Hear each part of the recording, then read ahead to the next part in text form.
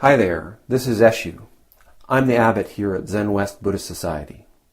This Living Zen-podcast is just one of the many resources we've created at Zenwest to make Zen practice and training more available and accessible to people all over the world.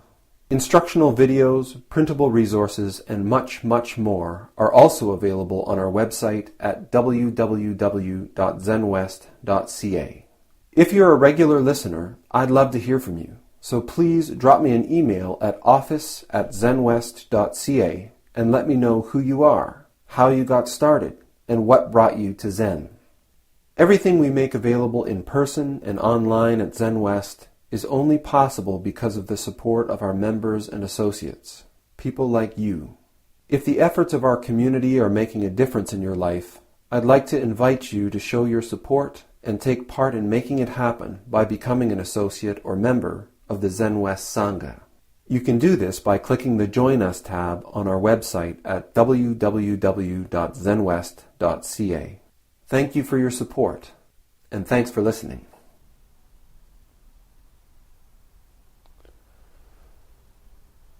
In the first period, I spoke a little bit about paying attention to posture.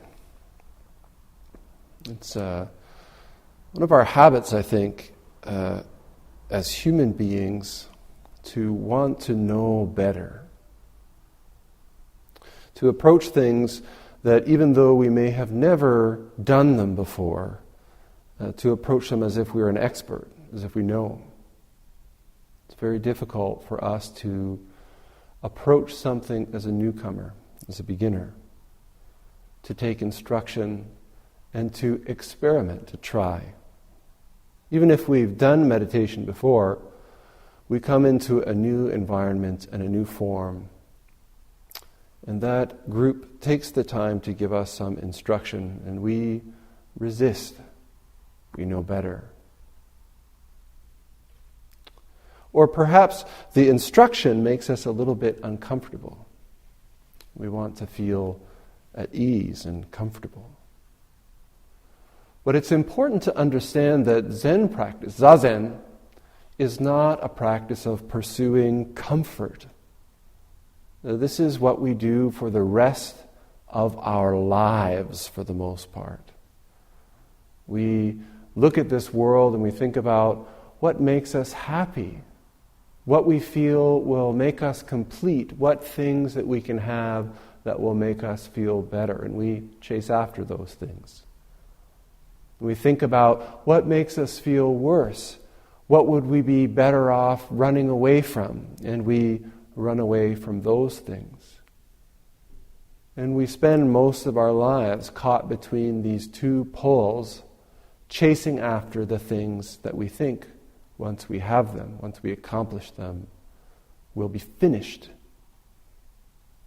Running away from the things that we feel like once we're rid of them, will be finished. Everything will be fine. But I think all of us can think in our minds of something that we thought, once we got that, it would be great. And we actually accomplished it. We actually got that. We didn't disappear, though, did we? There was no finish line to cross, was there? Likewise, there are things that we thought once we were rid of them, everything would be hunky-dory. And we did get rid of them. And maybe things were hunky-dory, but not for long. This practice of Zen is not about avoidance, but about embracing, engaging, awakening to what's happening in front of us in this moment, in this very activity which is our life. We can get involved in all kinds of things, all kinds of relationships and all kinds of activities, and many times they're quite complex.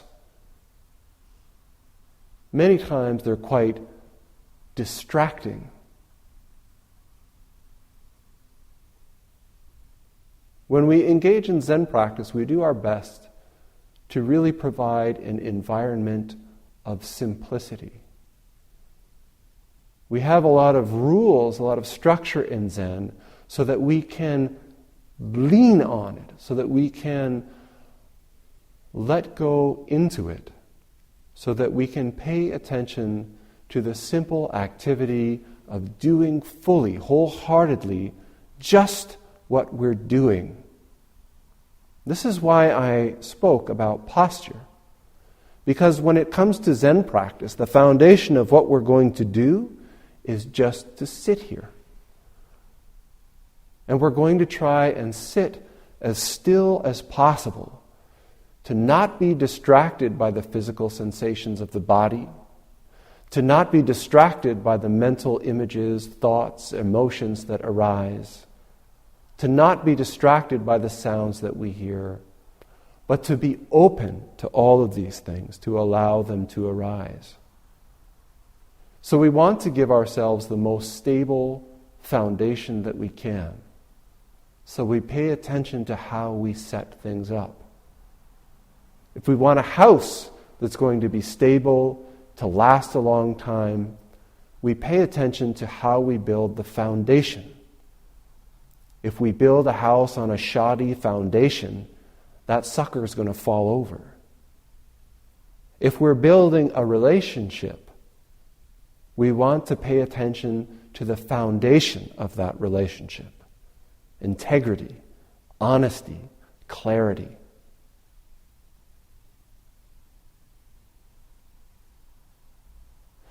There are many ceremonies in Zen practice. There's many aspects of form, but in all aspects of form and in all aspects of ceremony, from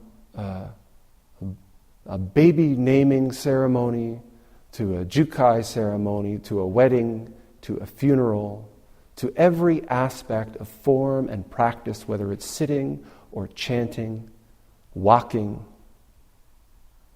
all aspects of Zen practice come back to paying attention to this foundation, the stability and integrity of our mind. We need to understand that the way that we carry ourselves in this world, literally, physically, mentally, emotionally, the way that we carry ourselves in this world feeds back and impacts how we experience our lives. So it's very easy to come into this hall and say, it's just a bunch of bums sitting around. It's easy for us to come into this hall and slap ourselves down on the cushion and say, yeah, I can hold this for 15 minutes. But our objective isn't just to hold it. Our objective is to pay attention to the activity of our lives, which is unfolding before us in each and every moment. And we need to engage in this with our whole body, with our whole heart, and with our whole mind. It's very difficult for us to do if we're hunched over and worried about falling over. So we take in the instruction that we receive. We take in the structure and form that is offered to allow us support. We take in the support and energy of the people that we're practicing with to inspire us and to help us confront what is difficult sometimes. I can't give it to you. I can't wave my magic wand and have you know what it is to experience your own life. I can't describe to you what it is to throw yourself open and to embrace the unfolding activity of this cosmos.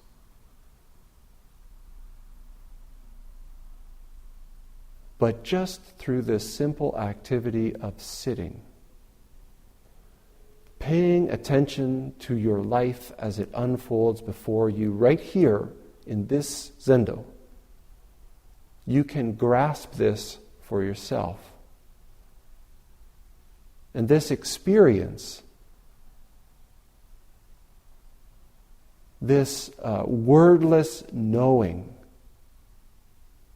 is the power of practice and is what is transformational about this practice of Zen. So whether this is your first time or whether you've been coming for months and months and months, each time we come into practice, throw away the know-it-all. Throw away the been there, done that. Throw away the expert and embrace this sit, this moment, this practice as if it is your first time. There's nowhere else for you to be. There's nothing else for you to do. This moment, this practice, right here, right now, is the complete content of your life. So don't waste it. Embrace it.